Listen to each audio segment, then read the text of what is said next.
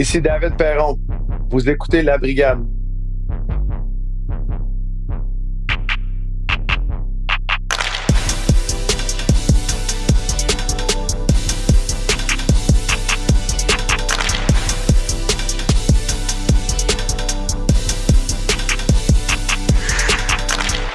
Salut à tous, bienvenue dans votre brigade, le seul podcast en français dédié aux sénateurs d'Ottawa. Dédié aux sénateurs d'Ottawa, mais oui, dédié aux Olympiques un peu, si on veut, mais aux sénateurs d'Ottawa à travers les Olympiques. Il y a toujours un lien avec les sénateurs d'Ottawa.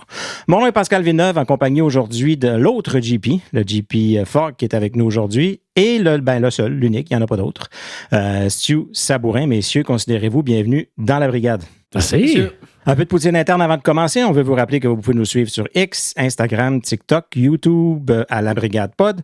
Tous les liens vont être disponibles dans la description de l'épisode et on vous invite à consulter labrigadepodcast.ca pour avoir accès à tous nos épisodes depuis le début. Donc, on veut vous laisser savoir aussi, on vous en a parlé la semaine passée, comme quoi on avait les tasses qui faisaient un grand retour. Les tasses rouges cette fois-ci. On a réussi à mettre notre site web à jour pour introduire un formulaire que vous pouvez remplir et nous laisser savoir, nous témoigner de votre intérêt en nous donnant votre l'adresse courriel, votre adresse à la maison. Puis, on n'a pas un site transactionnel d'achat, là, c'est vraiment une façon de nous dire que vous auriez envie de recevoir une tasse, d'acheter une tasse. Puis on va rentrer en contact avec vous pour vous confirmer, entre autres, le prix qu'on n'a pas encore décidé à 100%.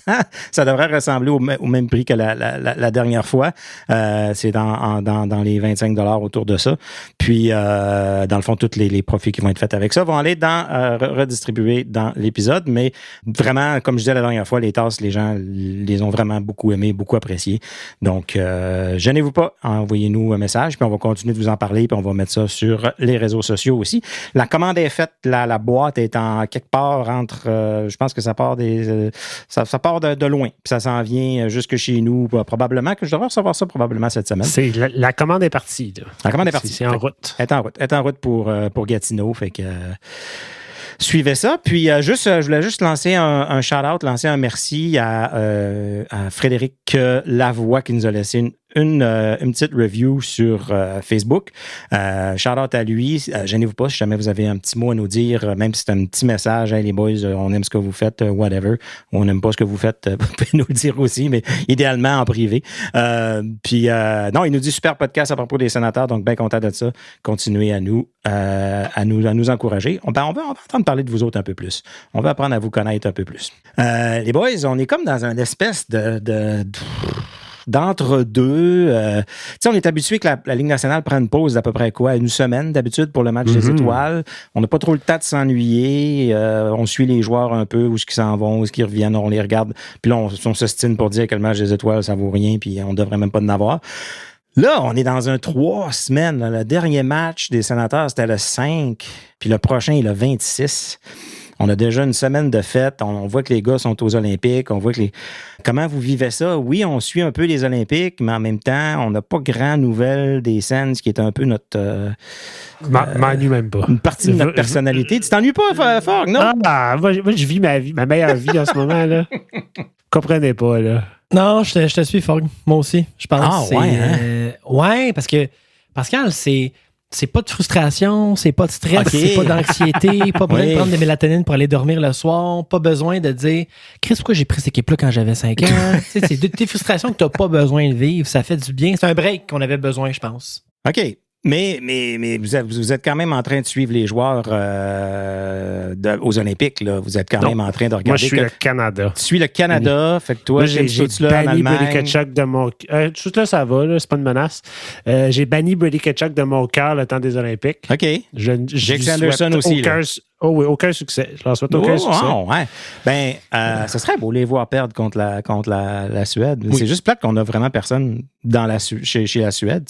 Ça arrivera pas. Là. Mais non, je ne penserais pas. Mais écoute, c'est un match. C'est un match. C'est la beauté. C'est la beauté. Puis c'est un peu ce qui fait que les Jeux olympiques, c'est crève-cœur. Puis le hockey, je pense que c'est le sport qui peut le plus aller d'un bord comme de l'autre l'histoire d'un match. T'sais. Un 4-7, normalement, tu es pas mal capable de prédire, ou un 2-3, mais sur un match, un gardien de but, un but, une rondelle déviée, un gars blessé, deux gardiens qui se blessent, faut que tout peut arriver. Mais sinon, tu sais, côté sénateur, ce qu'on a su, c'est que là, les joueurs sont revenus tranquillement au bercail, à la maison. Ils ont eu leur première pratique à domicile. De ce que les joueurs ont dit, c'est que ça semblait être vraiment plus ils appellent ça se dégourdir les jambes, là, tu sais, mais ça fait quoi? Ouais. Ça fait une semaine qu'ils n'ont pas joué, je pense. On joue ça, nous autres, une fois par semaine. On se dégourdit pas les jambes, on est comme non, on est en forme, on fait du sport. C'est ça. Une fois par semaine, là, mais on fait du sport.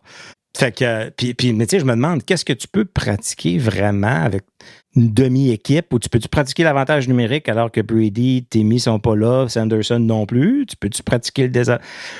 Tu fais quoi? Tu fais des drills, t'es fait patiner, tu dégourdis, Pascal. Ouais. C'est ça que tu fais. Tu te remets dedans tranquillement, là. Il reste 2 semaines à se dégourdir. Mais parce que là, moi, je me demande, les joueurs qui sont éliminés, là, c'est qui? C'est la Finlande qui est éliminée? Fait que l'Arcelor va venir. Ouais. Martin Palo va-tu s'en venir? L'Arcelor est éliminé. Matt Sogard, il reste là, puis ils vont encourager Team Canada ou Team USA parce que c'est leurs amis. Non? Où ils reviennent? Je pense pas. C'est une bonne question. Ouais. Eux, ils vivent leur best life là-bas. C'est ça que j'allais dire. Moi, je suis profite de mon temps dans le village olympique. Puis, d'ailleurs, village olympique qui avait fourni 10 000 capotes avant le début des Jeux olympiques. Il n'y en a plus. Et après 72 heures, il n'y en avait plus. Donc... Mais en tout cas, bon. On sait pas. OK. Fait que, en tout cas, les gens ont été en sécurité pendant 2 jours. Mais là, t'es en train de nous dire qu'il va y avoir un baby boom, là? C'est soit ça ou un MTS boom, un des deux. D'ailleurs, c'est un des deux, Pascal. Un MTS boom. Ils vont passer des tests de dopage, puis ce ne sera pas des stéroïdes anabolisants, ça va être des maladies vénériennes. Ouais. Bon, ben ça, c'est un segment pour le Patreon. Ça va être coupé. Non, mais parenthèse, OK? Je ne sais pas si vous réalisez à quel point les termes, puis les Jeux olympiques en général, puis tout le branding autour des Jeux olympiques, c'est trademark à n'en plus finir. On est chanceux parce qu'on est un podcast, puis on passe un peu sous le radar. Parce que techniquement, juste dire Jeux olympiques, on n'aurait même pas le droit. Les Jeux olympiques de Milano Cortina. Quand je suis au 104.7, on n'a pas le droit de dire Jeux olympiques. Tu dis quoi? Faut dire les jeux, faut dire les... Vous allez voir du monde sur Instagram puis tout ça, ils vont dire les JO, ils vont dire... parce que c'est Radio-Canada qui a les droits de diffusion des Jeux olympiques. Donc, toutes les stations de radio, tous les postes de télé sont surveillés. Si un autre média est sur place là-bas, il a le droit de faire des reportages, mais il ne peut pas être sur un site de compétition. Faut qu'il soit à l'hôtel ou il faut qu'il soit sorti des sites de compétition parce que quand il est là, il est en territoire du comité olympique ou quoi que ce soit, puis c'est Radio-Canada qui ont le droit de faire des reportages pour le Canada là-bas. Parler au téléphone, tout ça, ils peuvent le faire, mais en autant qu'ils sont pas... c'est vraiment compliqué. Puis là, à tout bout de champ, on se trompe, on le dit, on s'échappe. Tu te reprennes. Non, pas les Jeux olympiques, les Jeux d'hiver, les... Puis là, nous autres, il faut parler des Olympiques de Gatineau. T'sais. Fait que là, t'as dit, c'est un casse-tête, là, à n'en plus finir. Ouais, vraiment, vraiment spécial. Il y a quelque chose là-dedans, pour moi, qui ne fait pas de sens. Non. Pourquoi tu ne voudrais pas que le plus de monde prononce ton nom? Je sais. C'est pas les Jeux olympiques qui veulent pas, c'est Radio-Canada qui veut pas. Eux, ils payent, ils payent. Ah, je comprends. Ils payent avec notre argent pour avoir les droits des Jeux olympiques. Mais si on en parle, mettons, je sais pas, moi, au 104.7, OK, peut-être pas parler avec un athlète en direct là-bas pour faire un reportage, mais si on en parle dans une émission comme ça me semble que ça leur apporte plus de monde qui vont peut-être aller... Tu sais, si on parle 1 heure de temps de curling, là, peut-être du monde qui vont aller se brancher sur Radio-Canada pour regarder le curling, je sais pas. On parle-tu du curling, là? Ouais, le petit doigt lousse qui se promène, là? Hey, fuck off! Le petit double touch, là? Ouais. Non, mais je la comprends pas, celle-là. Moi, ce que je me demande, c'est... Parce que là, je regarde... J'essaie de ne pas prendre un bar, puis j'essaie de regarder le monde s'obstiner. Souvent, c'est ça que j'aime faire. Qu'est-ce qu'il dit? C'est quoi son argument à lui, puis c'est quoi son argument à lui? T'sais? Fait que là, le monde, ça s'obstine. Non, faut que tu lâches la pierre avant la ligne de mêlée. Tu n'as pas le choix de la tenir par la poignée. Mais un coup que tu l'as lâché, il n'y a rien qui dit que tu ne peux pas retoucher avant la ligne. Puis là, c'est-tu... dépasser complètement la ligne. Mais retoucher, c'est-tu la poignée ou c'est-tu la partie du granit? Mais il n'y a rien qui dit qu'il n'est pas la partie. Man, c'est incroyable. Fait que je me demande juste, le Canada, ils ont-tu vraiment trouvé une faille dans le règlement en se disant, hey, si on fait exactement ça, ils ne peuvent pas nous avoir? Je pense pas. Ben, t'as-tu vu les reprises? Ouais, mais je pense. Je le sais qu'il la touche. Mais je vois pas l'avantage que ça donne. C'est trop subtil. Et j'ai vu un tweet, puis là, je sais pas c'est qui, là. J'ai vu ça passer, puis la personne disait, je serais curieux de retourner voir tous les matchs de curling olympique des 10 derniers Olympiques. Je suis certain que des petits doigts qui touchent la boule, il y en a tout le temps eu. Probablement. Mais là, cette année, tout d'un coup, là, ça devient le Canada d'Autriche. Tu sais? Ouais. Puis on te dit que les femmes faisaient la même chose aussi? Ça se peut Les femmes l'ont fait aussi. Ouais, c'est ça. Mais c'était le lendemain. Le lendemain, Rachel Oman l'a fait. Puis tout de suite, l'autre équipe a sauté là-dessus comme... Puis ils ont perdu leur boule. Là. Ça a été un peu catastrophique. Okay. Ouais. Parce que ce que j'ai entendu, c'est que souvent les arbitres, ils font pas grand-chose. Tu sais, là. Non, c'est ça. Aller, mais gars, excellent marketing autour du curling. Tu sais. Beaucoup de monde trouve que ça peut être endormant. Moi, j'aime bien ça. Mais moi, j'adore ça. J'adore regarder le curling. Les deux, vous aimez ça? Oui, moi, j'ai pas de problème à écouter du curling. Ouais. Il y a une stratégie là-dedans, il y a de la précision. Okay, on vient de perdre la moitié de nos auditeurs, mais c'est pas grave, ils vont revenir tantôt. On avait perdu, ça fait 5 minutes, mais... Quand tu vois la boule s'en aller tranquillement, puis là, tu les vois balayer comme des malades. Puis là, tu la vois passer à un poil d'une boule, puis se faufiler en arrière, puis aller taper la boule de l'autre, puis tac, la clairer. Puis, c'est malade, là. Ça défie un peu les lois de la physique, que même les physiciens comprennent pas trop, parce que la pierre tourne dans un sens, mettons dans le sens des aiguilles d'une montre, sur elle-même, mais elle courbe dans l'autre sens.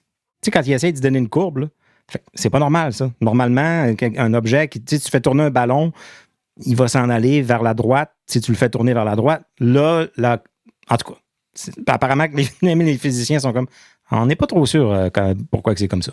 Mais oui, c'est de la stratégie, c'est des échecs sur glace. Stu, faut que tu écoutes ça un peu. Je le ferai pas, mais je continue à regarder mes compétitions de darts au UK. Question pour vous. Ouais. Devinette. De Fortin, peut-être pas là. C'est moi qui fais la devinette. Ouais. Avec quoi sont faites les boules de curling? C'est pas du granit? Oui, mais d'où vient ce granit? Ah, bonne question. Je sais pas. De l'Abitibi. Non. Attends, laisse-nous une chance.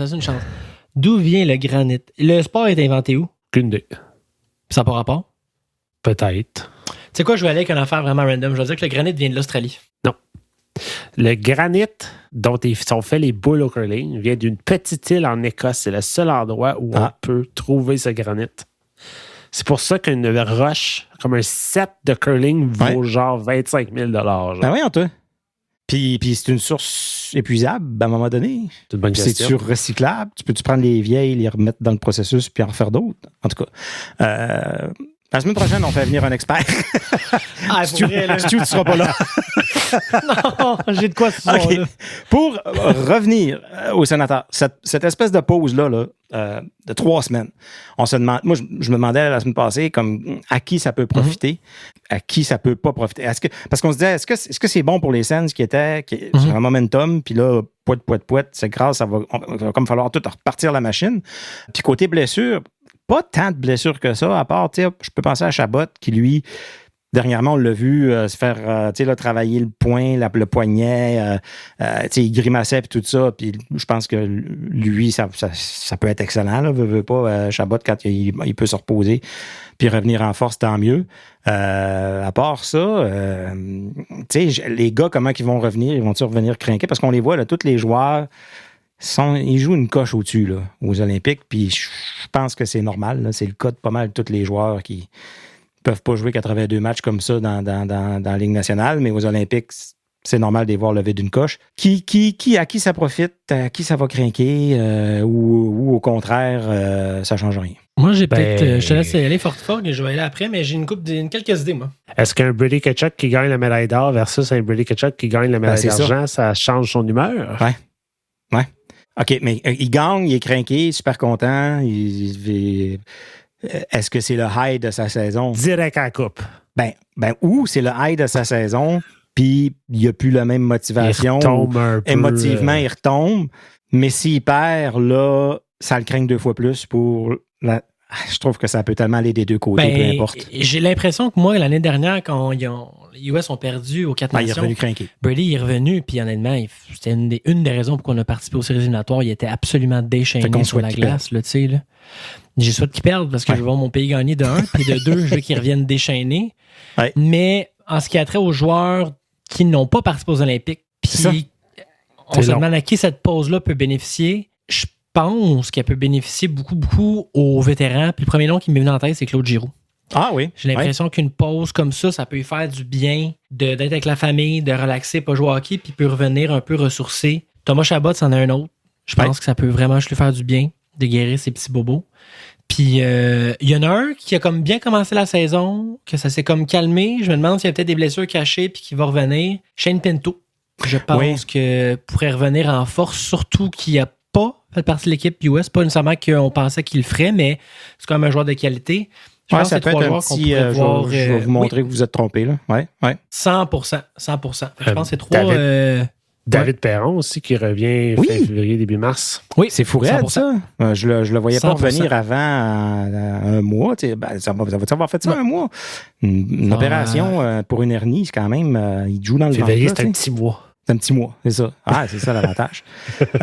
Non, mais oui, 100%. Écoute, puis c'est une maudite belle nouvelle, maudite belle surprise. Content de voir qu'il a recommencé à patiner, puis ils s'attendent à ce que, tu sais, patiner par lui-même, qu'ils disent. Là. Moi, dans ma tête, au début, ça voulait dire qu'il n'y avait pas besoin d'une chaise, il n'y avait pas besoin de quelqu'un pour le tenir. Mais non, apparemment que ça veut dire qu'il est tout seul quand ils disent par lui-même. Non, super bonne nouvelle pour David Perron. Mais non, puis là, tout ce temps-là, parce que là, en ce moment, les équipes n'ont pas le droit de faire des échanges. Tu sais, jusqu'au...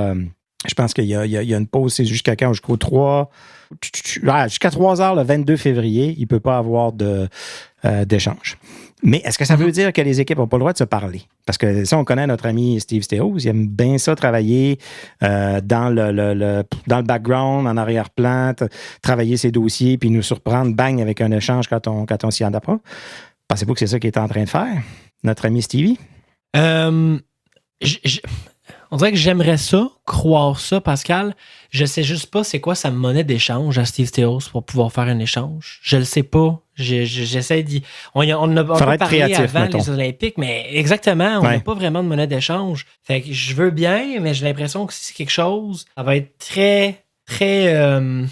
Oui, prépare la table pour cet été. Peut-être que ce serait plus quelque chose comme ça. Ou est-ce qu'on peut préparer la table pour cet été, mais je ne sais pas à quel point on va en entendre parler ou non d'ici le 6 mars. Je ne crois pas. Puis je pense qu'on avait parlé la semaine dernière ou il y a 2 semaines.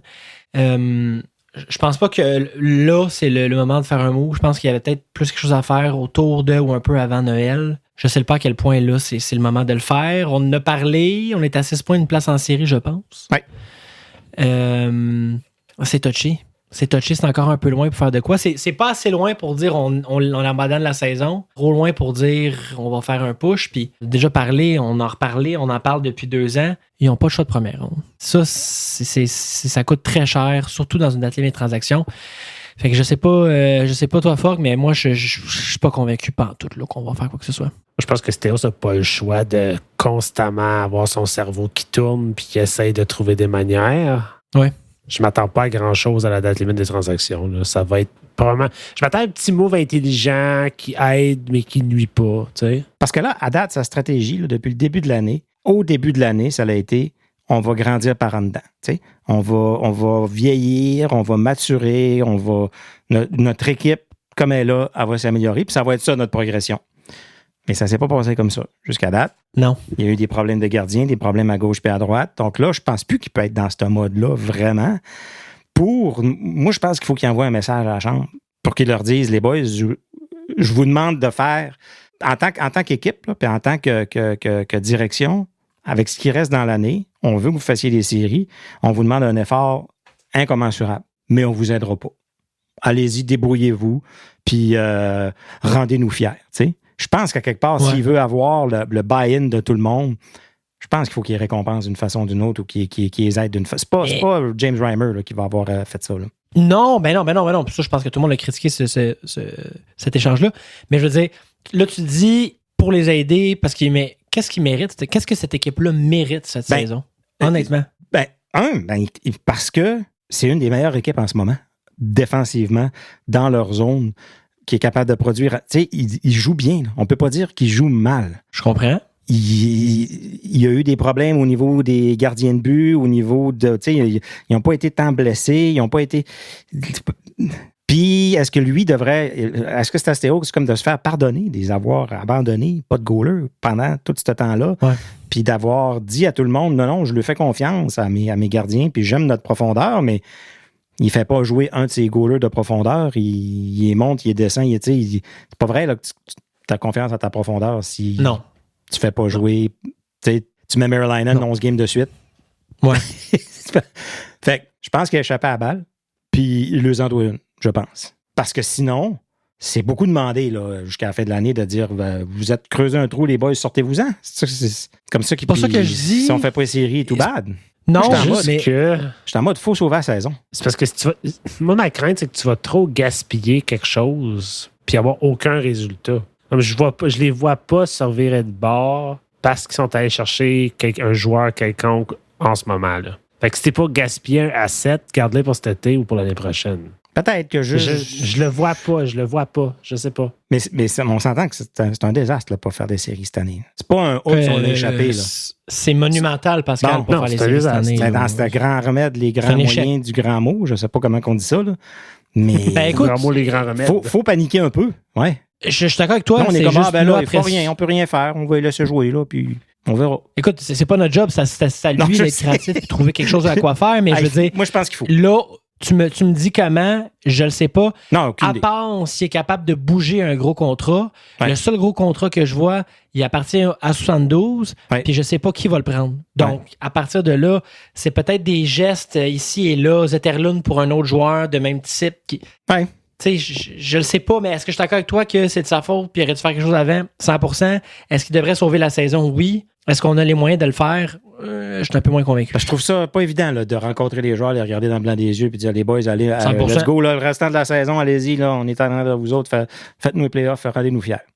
OK, mais DG, tu nous as pas aidé fort. Nous autres, on check les stats, là, on est dans les meilleures équipes de la Ligue, dans bien des départements, puis on s'enligne pour pas faire les séries parce que t'as pas bougé à temps. Ou en tout cas. Je dis pas aider fort, mais Zetterlund, il est allé chercher. Oui, l'année passée. Oui, je sais, je suis d'accord, mais sur papier, cette équipe-là a quand même des outils nécessaires. Oui. Puis, comment ça n'a pas marché? S'ils vont chercher un 8,90 d'un but, puis le restant, puis qu'ils donnent 18 shots, 20 shots par game pour le restant de la saison, ils devraient être proches, là.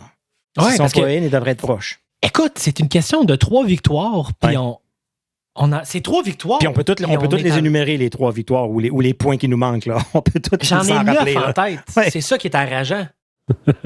Non, mais sincèrement, c'est tout fâché, là. Oui, parce que il y a tellement de matchs qu'on a perdus en temps réglementaire par un but. Je pense qu'à un moment donné, c'était 9 sur 10. Ouais. La saison est là. À suivre, il va y avoir une petite période entre le 22 et le 3. On va peut-être avoir 2 semaines et demie où ce qui va peut-être se passer de quoi. Sinon, dans les petites nouvelles un peu plus joyeuses ou si on veut nostalgiques, Dominique Hachek, l'histoire de Dominique Hachek avec les Sénateurs d'Ottawa, ça fait 20 ans aujourd'hui. Crazy. Puis c'est thématique parce que ça fait 20 ans, fait que 2006, les Jeux Olympiques, on se rappelle ce qui est arrivé avec Dominique Hachek aux Jeux Olympiques. Où étaient les Jeux Olympiques en 2006? Italie? En Italie, à Turin, en Italie. Turin? Oui. Puis je lisais un article, c'est Graham Nichols de Sens Nation qui a écrit vraiment un bon article. Là, je pense que c'était dans le journal. Il y aurait eu 3 pages dans le journal. Dominique Hachek avait 39 ans à ce moment-là. 39 ans. Incroyable. Puis il avait le numéro 39. Puis moi, c'est l'âge que j'ai commencé à jouer au hockey, 39 ans. Puis j'ai le numéro 39 parce que j'avais commencé à 39 ans. Fait que tu vois, moi puis Dominique Hachek. Tout est dans tout, hein? Tout est dans tout. Puis appelez-moi la pieuvre. Vous souvenez-vous quand Jason Spezza a donné le numéro 39 à Dominique Hachek? Non. Ça, c'est le genre d'affaire que toi, tu te souviens, ça. Parce que Jason Spezza portait le numéro 39. Ouais. Les Sénateurs acquérit Dominique Hachek. Et là, ils ont fait comme une genre de petite conférence de presse où Jason Spezza arrivait. Puis là, il se tournait de bord. Puis quelqu'un tirait le numéro. Puis en dessous, il y avait 19. Et c'était le 100%. début du numéro 19 de Jason Spezza. Il y a eu le numéro 39 pendant combien de temps? Excellente question. Une saison. Dans le fond, Ouais. Jason Spezza, il est arrivé En 2005. 2004-2005, c'était le lockout. De 2002 à 2004. OK. Mhm. Mais il y a une année là-dedans l'année 2004 était une année lockout. OK. Mhm. Ah, c'est drôle, ça. Je n'étais pas encore un fan, moi, fait que je peux pas m'en rappeler. Fait que... Ah, non, toute une histoire. Dominique Hachek, puis c'est drôle parce que il a interviewé plein de joueurs, Graham, puis il a parlé avec Chris Kelly, qui faisait partie de l'équipe dans ce temps-là. Mhm. Puis même lui a dit, écoute, c'est la meilleure équipe dans ma carrière pour laquelle j'ai joué. Puis Chris Kelly a gagné quoi? Une Coupe Stanley, puis il a été Une 2 ou Coupe 3 Stanley, fois en c'est bon, finale. Ouais. Ouais. Fait qu'il en a vu des bonnes équipes. Fait que cette année-là, les Sénateurs étaient destinés à gagner la Coupe. Épouvantable. C'est Jason Pominville contre Buffalo. Jason Pominville qui a contourné Daniel Alfredson à Ottawa. On détestait Daniel Alfredson à ce moment-là, je m'en rappelle. Pas de cœur, pas bon. Il n'était pas encore Oui. une légende. Il En était fait, pas encore... on le traitait questionnait. d'Européen qui n'avait pas de cœur. C'est ça qu'on disait. Ça, c'était l'effet Don Cherry, là. Ouais, ça a changé dans le temps de le dire. Je me souviens comme c'était. 100%. Ouais. Non. Tu vas retirer tes paroles, cet homme-là n'a aucun défaut. Moi, L'avez-vous vu? j'étais avec toi. Avec Claude Giroux s'amuser à Keep Away, qui appelle, ou je sais pas trop, là. Oui. Il était sur la glace aujourd'hui, puis Oui. il essayait de se voler la rondelle, puis ça. Incroyable. Incroyable de voir ces deux-là. Qu'on a réussi à ramener ces deux gars-là, puis des avoir compétitionner 100%. ensemble. C'est du bonbon. 100%. Sérieux, c'est du bonbon. Ouais. D'ailleurs, on parle de Claude Giroux puis des Olympiques. Ça, c'en est un, je trouve, qui, l'absence du Canada aux Jeux Olympiques ou de joueurs de la Ligue nationale de hockey aux Olympiques, ça, c'est c'est extrêmement dommage. Parce que j'avais vu une statistique qui était sortie. Les Jeux de 2018 à Pyongyang, c'est ça? 2022, c'était à Beijing. 2018, c'était à Pyongyang. Cette saison-là, Claude Giroux a fini comme 113 points dans cette saison-là, puis c'était un des meilleurs pointeurs dans la Ligue nationale de hockey, puis il aurait été probablement centre numéro 2, peut-être 3 sur l'équipe Canada. Ouais, On l'a ça aurait été jamais Crosby, vu. puis ça aurait été lui. 100%. Fait que ça m'a comme fait un peu de peine de voir cette statistique-là, mais toujours des what-if un peu avec Hachek puis sa blessure aux Olympiques, c'est beaucoup de what-if. Puis ce que j'ai pas réalisé dans le temps que c'est arrivé, ça, la blessure à Hachek, mais ce qu'on entend, c'est qu'il pratiquait avec l'équipe. Tu sais, il est revenu des Jeux olympiques, il était blessé, abducteur. Puis pas longtemps après, il a recommencé à pratiquer avec l'équipe. Puis il pratiquait. Fait qu'on dit, OK, il va revenir. Il s'en vient. Il va jouer. Mais il jouait jamais. Puis les journalistes, ils demandaient, les joueurs, ils demandaient, hey, quand est-ce que tu vas jouer? Puis là, ils disaient, maybe Friday. Exactement. Il disait ça toutes les semaines. Maybe Friday. Ouais. Il n'a pas joué. Pas joué une fois de l'année. Jamais. Même les joueurs étaient fâchés. Ils étaient comme, voyons, tu pratiques, on n'est pas capable de te scorer dessus, mais tu n'es pas capable de jouer une game. Qu'est-ce que tu dis là? Je ne crois toujours pas que c'est Ray Emery qui nous a coûté ces séries-là. Je ne crois pas que c'est Hachek qui nous aurait fait aller plus loin. Je ne peux pas mettre le blâme sur le gardien de but. Le seul match qui a été bizarre, c'est jamais. le premier match là, qui a fini 8-7, je pense, en prolongation. Puis Oui. Emery t'as comme couché sur le ventre, il a essayé de geler la rondelle en s'étirant le bras, puis il l'a manqué ou je sais pas trop quoi, puis Buffalo a scoré. On s'est rendu à faire la Coupe Stanley l'année après, fait que pour moi, c'est ça. pas, avec le même goaler. Fait que, oui. T'as bien raison. Là, t'es en train de rentrer dans ma gang tranquillement, là, de dire que le gardien fait pas une si grosse différence que ça. Là. J'aime ça, mais... c'est pas ça que je dis exactement, parce que j'aime pas ça te donner raison, mais... Parce que, tu sais, OK, on peut rentrer là-dedans vite, là. Tout le monde est unanime. Dominique Hachek, meilleur gardien de l'histoire, puis tout le monde dit ça. Si tu regardes sa dernière année à Buffalo, où est-ce qu'il a fini la saison, je pense, à 921, puis 2.11 ou whatever.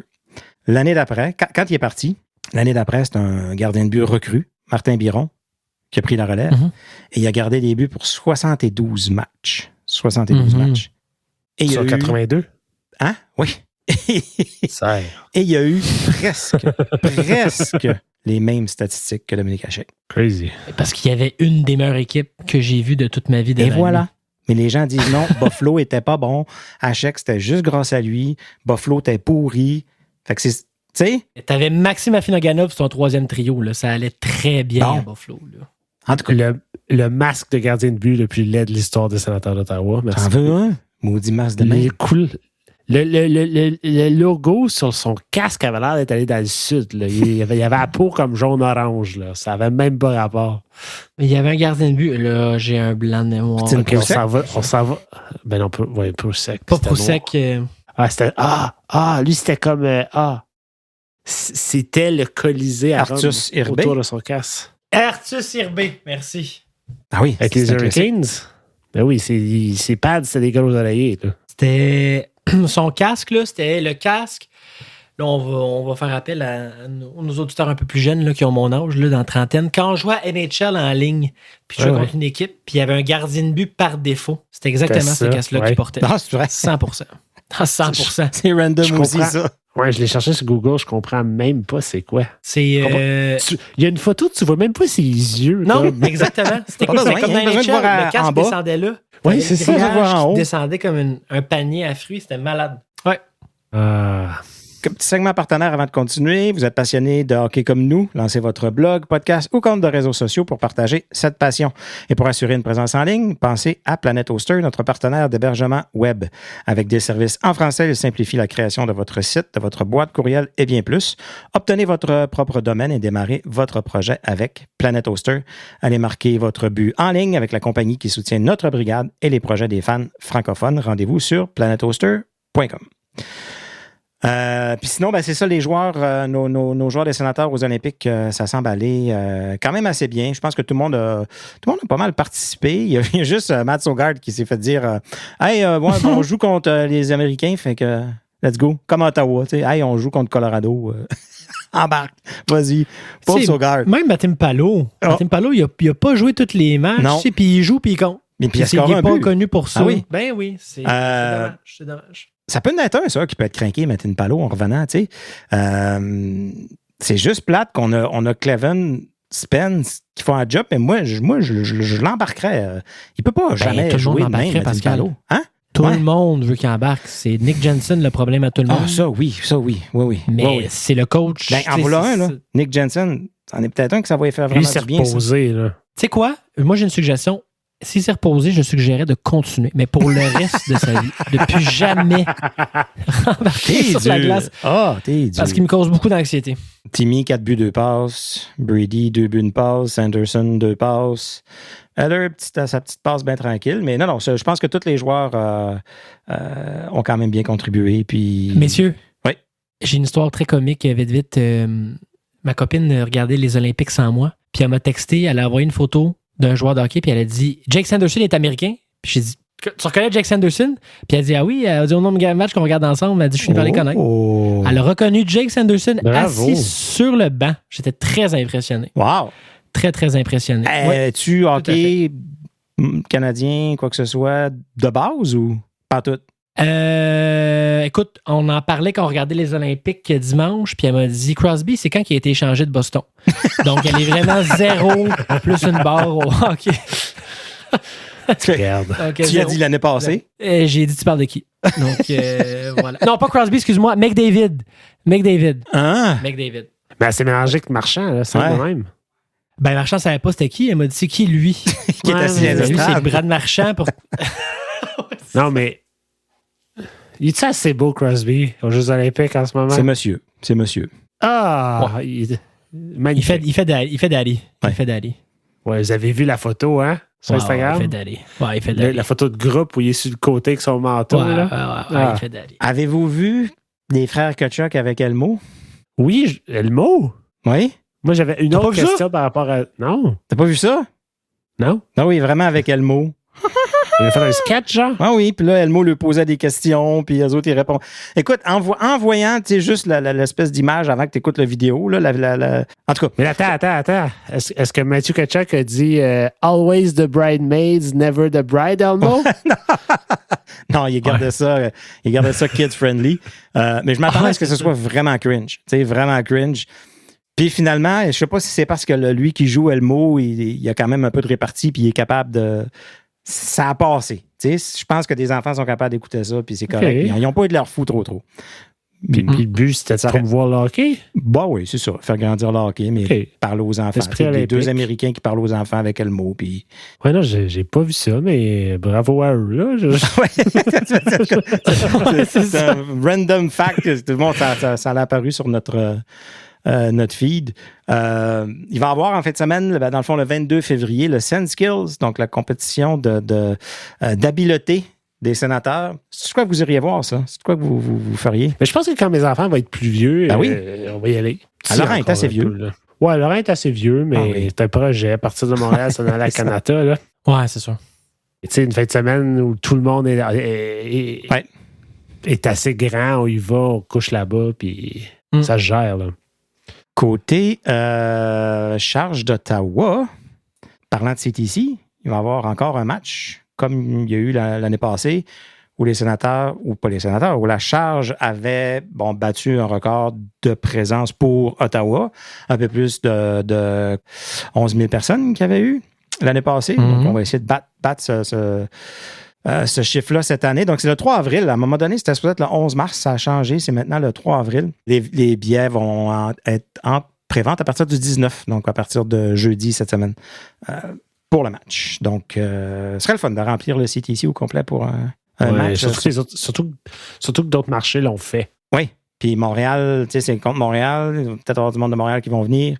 Ils sont quand même dans la course encore cette année. Fait que ça pourrait être un match qui pourrait décider même peut-être qui passe devant qui. Je ne sais pas sont à quelle distance entre chacun. Là. L'année passée, quand il l'avait fait, si je me souviens bien, c'était comme un soir de semaine. Oui, c'est vrai. Fait que c'était comme un peu... là, c'est la fin de semaine. La fin de semaine, puis l'après-midi, si je ne me trompe pas. Ça va être beaucoup plus familial, plus accessible. Oui. Non, 100%. D'ailleurs, tu parles de la charge d'Emily Clark. Eux vont affronter les Américaines officiellement jeudi cette semaine pour la médaille d'or. Ça va être dur, hein? Ça va être extrêmement difficile. Mais pourquoi? Parce que ça s'est bien passé le premier match? Je sais pas. Mais, selon moi, tout peut arriver dans un match comme ça. C'est ce qu'on disait tantôt. C'est un match, mais c'est la seule chance qu'on leur donne. c'est que tout peut arriver.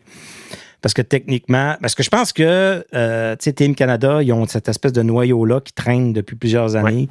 Je ne veux pas qu'il est vieillissant, qui ralentit l'équipe peut-être la plus vieille peu. du tournoi. Là. C'est ça. Puis, il se fie vraiment sur Marie-Philippe Poulin pour marquer des buts. Là. Je veux dire, c'est assez évident. C'est elle qui a marqué les 2 du match contre... C'était-tu la Suède? Contre qui ils ont joué en demi-finale? La Suisse. Contre la Suisse. C'est une équipe qui battait facilement avant. Tranquillement, la plupart des équipes sont en train de vraiment... On voit que le hockey féminin prend son essor un peu partout dans le monde, mais est-ce qu'ils sont dus à se rebâtir une espèce de noyau pour les 4, 8, 12 prochaines années? Tu sais, à quelque part, tu ne veux pas brasser des cartes à chaque Jeux olympiques, mais ça va être des cycles. Là. Puis je pense que les Américaines sont peut-être plus au début de leur cycle, puis le Canada est plus à la fin de son cycle. Je vois ça un peu comme le marché, comme chez les hommes. Présentement, l'équipe américaine masculine, peut-être pas des David puis des McKinnon, mais overall, je la trouve beaucoup plus complète. Là. Tous d'accord là-dessus. Puis j'ai l'impression que c'est un peu comme ça sur le côté des femmes. J'ai l'impression que la relève canadienne est moins élite que chez les Américaines. Tu sais, les États-Unis, on a Taylor Heise qui est arrivé, qui a fait tout changer au Minnesota. Pas tout changer, mais qui a eu un impact tout de suite au Minnesota. L'année suivante, c'est Sarah Fillier qui a été repêchée par New York, mais elle est excellente. Ouais. Mais après elle, on avait Daniel Serdachny que la charge avait rechargé, qui était sur l'équipe nationale. Il ne l'est pas présentement. Elle n'a pas fait équipe Canada. C'était une des bonnes jeunes espoirs. Fait que j'ai l'impression que si on a juste moins de relève, c'est le vibe que j'ai. C'est possible. Puis ça semble être pas un problème, mais le hockey, peut-être au Canada en général, un sport qui est de plus en plus coûteux. Petite fatigue, on dirait. Là. C'est de plus en plus coûteux, de plus en plus de gens qui arrivent peut-être de d'autres pays qui sont pas intéressés au hockey. Fait que est-ce que la masse critique vraiment de joueurs de hockey change tranquillement, de joueurs qui seront intéressés à jouer au hockey?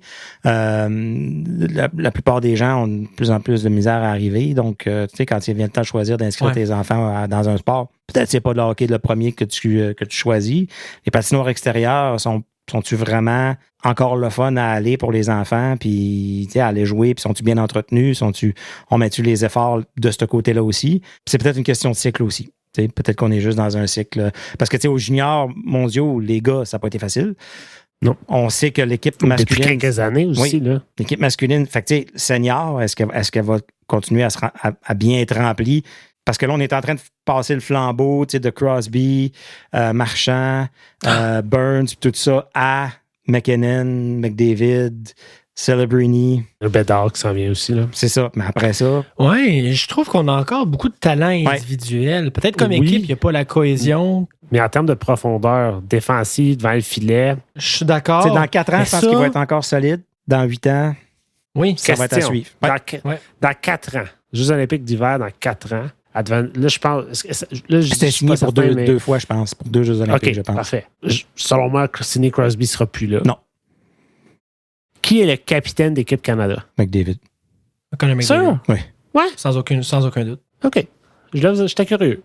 Pensez à ça 2 secondes. Si McDavid ne gagne pas l'or, perd en finale de la Coupe Stanley 2 années de suite, l'année d'après ne gagne pas l'or aux Jeux olympiques, il va être mental.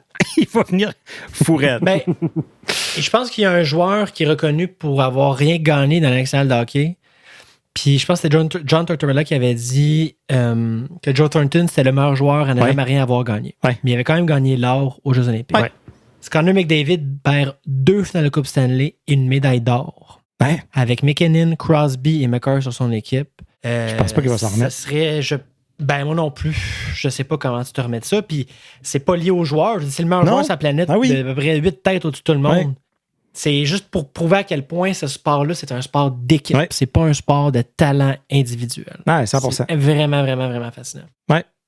Avez-vous vu le meme sur Internet où on voit une photo de Celebrini, McDavid et Crosby et on fait référence à l'évolution de Charmander qui devient Charizard dans le Pokémon? Wow. Non, j'ai pas vu ça, c'était écœurant. C'est malade. Mais Celebrini est impressionnant, là. Il est vraiment impressionnant. Oui. Kid de 19 ans, là. Oui, 100%. J'aurais aimé ça voir Bédard aussi sur cette équipe-là. Mais Bédard, on est habitué un peu plus de le voir. Celebrini un peu moins. Fait que ça m'a comme ouvert les yeux là, d'apprendre à le connaître. Là. On en entendait parler, mais je l'avais pas tant vu, tu sais. Puis sérieux, il m'impressionne. Mais il y en a un autre qu'on voit pas beaucoup. C'est pas ce talent-là. Nathan McKinnon, c'est une Ferrari sur la glace. Ce joueur de hockey-là, je pense qu'il est moins talentueux qu'un McDavid. Je pense qu'un McDavid a des flashs plus impressionnants, mais McKinnon, il donne tout ce qu'il a. C'est fascinant de voir aller. C'est un pitbull sur la glace. Vraiment, vraiment, vraiment impressionnant. Coup de patin qui va avec, vision, contrôle de rondelle, comment il est capable de protéger la rondelle le long de la bande, comment il est capable de reconnaître aussi le backdoor en powerplay, puis comment il est capable aussi de jouer la slot, puis déjouer justement ce défenseur-là pour créer des ouvertures. C'est fascinant à voir aller. Je sais pas si la comparaison est boiteuse, mais me fait penser un peu à Peter Forsberg. Dans les belles années avec Colorado, qui a joué avec 3 côtes cassées, puis un poumon perforé, puis tu sais là, bourré de talent. Quel puis, joueur. Mais un bulldozer, un bulldog. Il allait te foncer dedans. Incroyable. T'enlever la rondelle, puis partir scorer avec.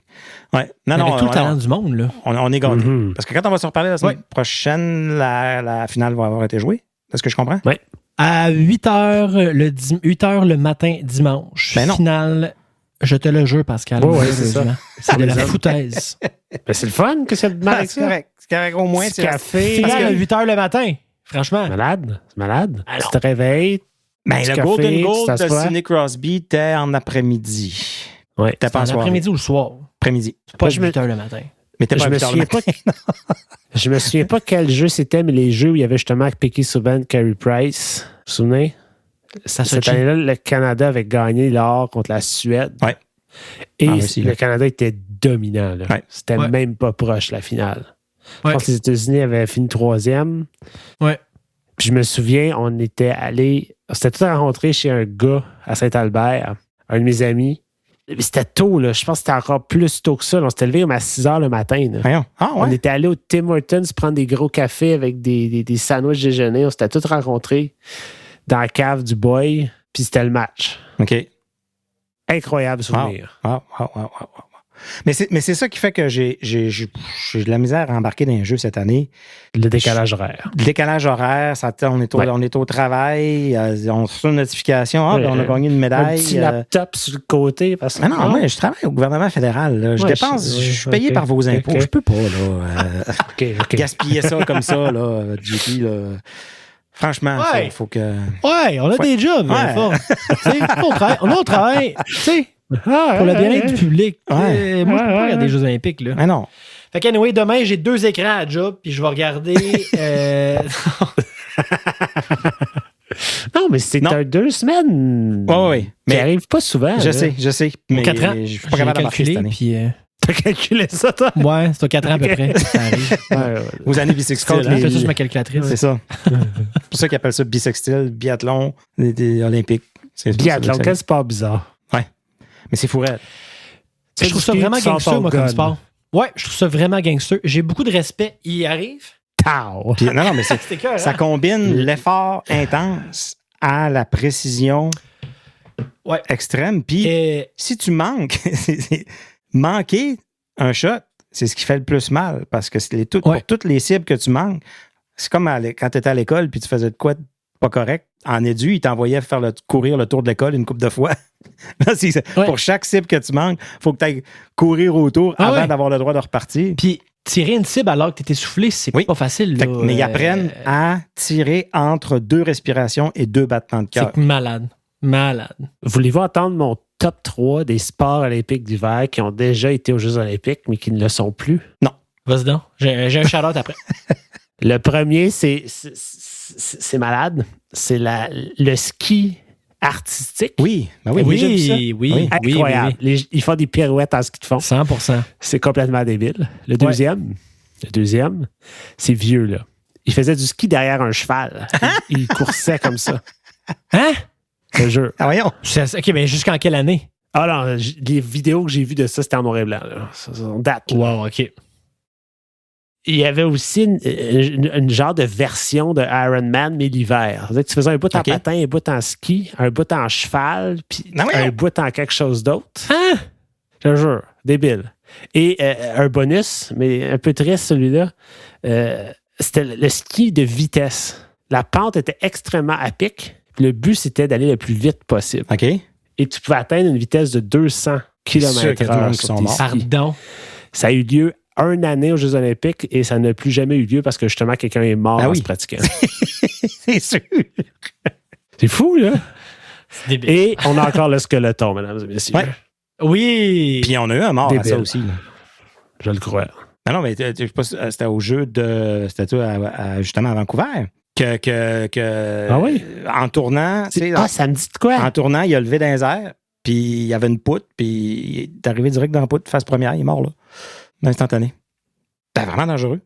C'est vraiment des jeux dangereux, les jeux d'hiver. T'as ça, t'as le 100%. Le ski, même le ski de vitesse, là, c'est... D'après moi, ça achève, ces sports-là. D'après moi, ça va être banni dans pas grand temps parce que c'est bien trop dangereux. Ouais. Tu peux pas aller vite comme ça, puis... Hey, tête première, c'est malade, là. Oui, c'est malade. Il y a celui qui sont 2 aussi, qui est le fun. Là. Ouais. Ça, je me demande, comment t'as su que t'étais bon là-dedans? Mais t'as-tu vu que c'était 3 équipes allemandes qui ont or, argent, bronze? Fou, je ne savais pas. C'est 3 du haut de l'Allemagne. Une enquête à faire ici. Là. Oui. Oui. D'ailleurs, je voulais faire 2 shout-outs à 2 athlètes phénoménaux. Pardon. La première athlète, c'est Courtney Sarrou, The Beast from the East, qui, pour moi, son coup de patin... je suis charmé par son coup de patin. Et on a beaucoup d'athlètes canadiens et canadiennes, mais elle, c'est phénoménal à voir sur la glace. Avec un premier shout-out. C'est le début aussi, là. C'est le début de sa carrière. Elle est fantastique. Et deuxième shout-out, c'est l'athlète norvégien, Johannes Høsflot Klæbo. qui est parti dans le bois, là. Ah oui, il est allé se cacher. Non, c'est pas lui. C'est pas lui que je parle. Cet athlète-là norvégien, en ski, en montant une pente, débile, avait un pace de 3 minutes 20 secondes le kilomètre. Moi, messieurs, je cours des marathons et quand je sprinte, mon maximum, c'est 3 minutes 45 sur du plat. C'est l'effort humain le plus fascinant que j'ai vu de toute ma vie. J'en reviens pas. Wow. Je dois l'applaudir. C'est un athlète. 3,20 sur des skis en montant, c'est ahurissant. Mais la Norvège aux Jeux d'hiver, c'est 31 incroyable. médailles. Et on continue. On n'a pas oublié dans les mentions spéciales, Michael Kingsbury, qui est, je Tout à fait. pense, est le plus grand athlète canadien ever. Après Wayne Gretzky. Écoute, il a gagné 100 championnats mondiaux. 100. Ouais. 100 championnats mondiaux. Pense-y. Dans mon cœur, il y a Terry Fox numéro 1, mais Kingsbury dans mon top 5. 100%. Colin. Oui, 100%. En quantité de championnats puis de domination dans ton sport, Fascinant. puis sur le long terme, ça s'est pas vu souvent. Je suis d'accord. Pas vu souvent. Je suis d'accord. Absolument. Avez-vous vu sa médaille d'or? Oui. Cette compétition-là, c'était la première fois des Jeux qu'il y avait ça, la course dans les bosses. Ouais. T'es malade. C'était tellement le fun à regarder. Ça aussi, j'ai eu peur de voir quelques personnes mourir parce que Kingsbury a gagné contre le Japonais. Puis Le Japonais, Ça il va vite. ça allait trop vite pour lui. pogner là. des bosses, là. Ouais. Ah ouais, Ouais. ça commence à aller vraiment vite, là. Fait que, oui. Il en a oublié de faire Impressionnant. un saut, je pense. Ou, Oh, il y en a Ben, plusieurs parfait. qui ont manqué leur Ouais. saut. Là. Il pouvait pas, je pense qu'il était rendu à 225 km/h. J'ai dit, tu vas faire ton saut comment? C'est fascinant. incroyable. Ouais. Bon, ben écoute, on va là-dessus, on va vous laisser retourner aux Jeux olympiques. Regardez ça, appréciez ça, ce qui en reste. Puis on va se reparler la semaine prochaine, mettre la table, préparer tout ça, parler de la victoire du Canada, sûrement un peu. Puis c'est ça, mettre la table pour ce qui s'en vient, parce que pour les sénateurs, tu sais, en février, c'est pas grand-chose. Ce qui s'en vient, excellent jeu de mots. Ouh. Il y a Détroit-Toronto qui s'en viennent. Et au mois de mars, on parle de 15 matchs. Donc, ça va y aller au toast.